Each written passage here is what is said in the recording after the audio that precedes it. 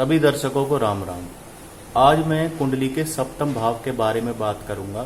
सप्तम भाव जो विवाह का भाव है और किन कारणों से विवाह बाधक योग बनते हैं, विवाह में रुकावट आती है, तो इसके बारे में मैं आज विस्तार से चर्चा करूंगा। अब मैं बताता हूँ वह कौन से योग हैं जिनके कारण विवाह में रुकावट आती है, और साथ में मैं इनके उपाय भी बताऊंगा कि किस प्रकार इन विवाह बाधक योगों को खत्म किया जा सकता है। कुंडली के सप्तम भाव में अगर मंगल हो, ये कुंडली का सप्तम भाव है, और अगर यहाँ पर मंगल हो और शनि की दृष्टि, शनि की मंगल पर दृष्टि हो, जो शनि की दृष्टि है वह मंगल पर हो। शनि की कौन सी दृष्टि मंगल पर होगी? तीसरी, सातवीं और 10वीं। 1, 2, 3 शनि यहां से देखेगा तीसरी दृष्टि से, 3, 4, 5, 6, 7 और 7वीं दृष्टि से देखेगा।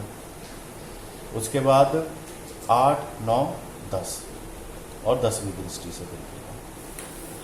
अगर आपका सप्तम भाव में मंगल है और शनि प्रथम भाव में, दशम भाव में या पंचम भाव में किसी भी दृष्टि से मंगल को देख रहा है, तो ऐसे व्यक्ति की कुंडली में विवाह बाधक योग बनते हैं। कुंडली के सप्तम भाव में अगर शनि बैठा हो और उस पर मंगल की दृष्टि हो तो विवाह बाधक योग बनते हैं। सप्तम भाव में मंगल बैठा है, सप्तम भाव में शनि बैठा, क्षमा कीजिए, सप्तम भाव में शनि बैठा है और शनि पर चौथी, 7वीं और 8वीं दृष्टि मंगल की है। 1, 2, 3, 4 ये चौथी दृष्टि होगी मंगल की। उसके बाद 4, 5, 6, 7 7वीं दृष्टि होगी मंगल की। और यहां पर 8। कुंडली के चतुर्थ भाव में, प्रथम भाव में और 12वें भाव में किसी भाव में मंगल हो और अगर सप्तम भाव में शनि है तो विवाह में बाधा आती है। तो ऐसे व्यक्ति को मंगल से और शनि से संबंधित उपाय करने चाहिए। मंगल और शनि से संबंधित उपाय क्या होंगे? जैसे 3 मुखी रुद्राक्ष और 7 मुखी रुद्राक्ष दोनों को एक साथ पीले धागे में धारण कर ले, और मंगलवार और शनिवार से संबंधित उपाय करें। जैसे मंगल और शनि से संबंधित दान मंगल और शनिवार वाले दिन ही दे, तो उसकी जो विवाह बाधक योग हैं वह खत्म होंगे। इसके अलावा मंगल शनिवार के दिन आप पीपल के पेड़ के नीचे दिया जला सकते हैं, और मंगलवार के दिन हनुमान जी का प्रसाद भी बांट सकते हैं। इस प्रकार ये जो विवाह बाधक योग हैं वह खत्म होंगे मंगल और शनि से संबंधित उपाय करने के बाद। सप्तम भाव पर शनि की दृष्टि हो तो भी विवाह में बाधा आती है। सप्तम भाव में अगर शनि की दृष्टि हो तो भी विवाह में बाधा आती है। यह कुंडली का सप्तम भाव है और यहां पर शनि की दृष्टि हो। शनि कौन कौन सी दृष्टि से देखेगा? 1, 2, 3, 4, 5, 6, 7 और ये 10वीं दृष्टि। 3 दृष्टि से शनि जब भी देखेगा सप्तम भाव को, और अगर सप्तम भाव खाली भी होगा तो भी विवाह में बाधा में आएगी। सप्तम भाव में बुध व शुक्र की युति हो तो भी विवाह में बाधा के योग बनते हैं। सप्तम भाव में अगर बुध और शुक्र हो, यह आपका सप्तम भाव है, इसमें बुध और शुक्र की अगर युति होगी तो भी विवाह में बाधा आती है। तो ऐसे व्यक्ति को 4 और 6 मुखी रुद्राक्ष पीले धागे में धारण करना चाहिए, तो उसके विवाह बाधक योग खत्म होते हैं। और बुध और शुक्र से संबंधित उपाय करने चाहिए तो भी विवाह बाधक योग खत्म होते हैं। दोनों ग्रहों के यंत्र बनवाकर आगे पीछे, एक तरफ बुध ग्रह का, दूसरी तरफ शुक्र का, दोनों के यंत्र बनवाकर भोजपत्र पे बना ले और अष्टगंध शाही से ये यंत्र बनाकर इनको धूप दीप दिखाए, इन यंत्रों की पूजा करे मंदिर में रख के, तो विवाह बाधक योग भी समाप्त होते हैं। अगर स्त्री की कुंडली में मकर राशि में सप्तम भाव में गुरु होने पर भी विवाह में बाधा आती है। यह योग कर्क लगन पर ही लागू होता है।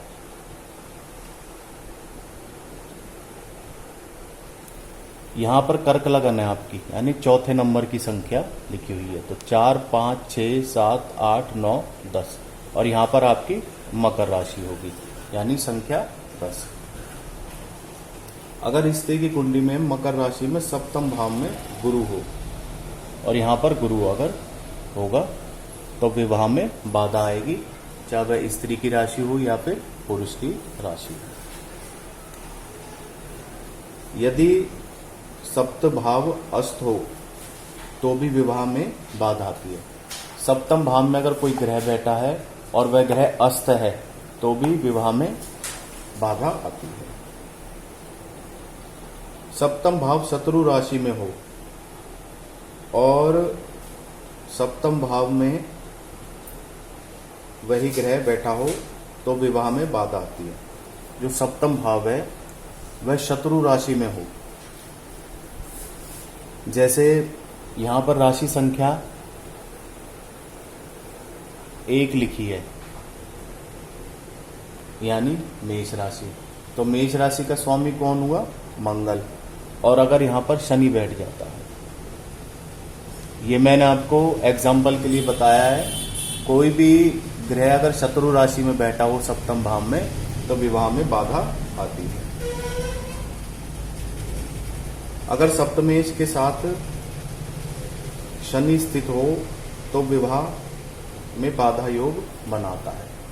सप्तम भाव में सप्तमेश के साथ जो सप्तम भाव की यहाँ पर राशि लिखी हुई है, अगर उसके साथ शनि हो, मान लीजिए सप्तम भाव की राशि 1 है और 1 का स्वामी हुआ मंगल, कोई भी ग्रह हो सकता है मंगल के अलावा, और उसके साथ अगर शनि बैठ जाए तो भी विवाह में बाधा आती है। अगर सप्तमेश अष्टमेश में स्थित हो तो भी विवाह में बाधा आती है। अगर आपका सप्तम भाव में जिस नंबर की राशि लिखी है उस राशि का स्वामी अगर अष्टम भाव में स्थित हो तो भी विवाह में बाधा आती है। उसी को हम सप्तमेश कहेंगे। मान लीजिए यहाँ राशि संख्या 3 लिखी है, 3 यानी मिथुन राशि। मिथुन का स्वामी हुआ बुध और बुध आपका अष्टम भाव में जाकर बैठ जाता है तो भी विवाह में बाधा आती है। शुक्र जन्म लगन और सप्तम भाव दोनों ही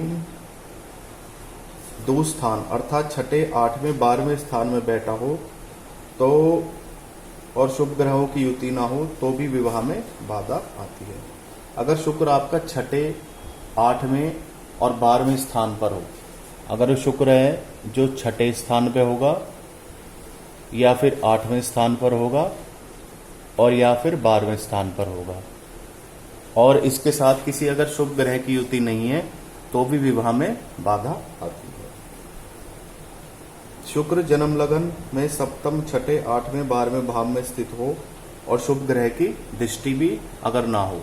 एक सूत्र और है, अगर इन भावों में शुक्र है और यहाँ पर शुभ ग्रह की दृष्टि ना हो तो भी विवाह में बाधा आती है। तो ये मैंने आपको आज विवाह में बाधा के योग बताए कि सप्तम भाव ही के कारण ही विवाह में जो बाधा के योग बनते हैं वह सप्तम भाव ही मुख्य कारण उसका बनता है। और सप्तम भाव में आपको सबसे पहले सप्तमेश देखना चाहिए कि यहाँ राशि संख्या क्या लिखी हुई है। उस राशि संख्या का जो स्वामी है उस ग्रह का उपाय करना चाहिए तो विवाह बाधक योग समाप्त होते हैं। मुख्य रूप से गुरु, शुक्र और इसमें बाधक बनता है शनि। तो आप गुरु और शुक्र से भी संबंधित उपाय करेंगे तो विवाह बाधक योग समाप्त होते हैं।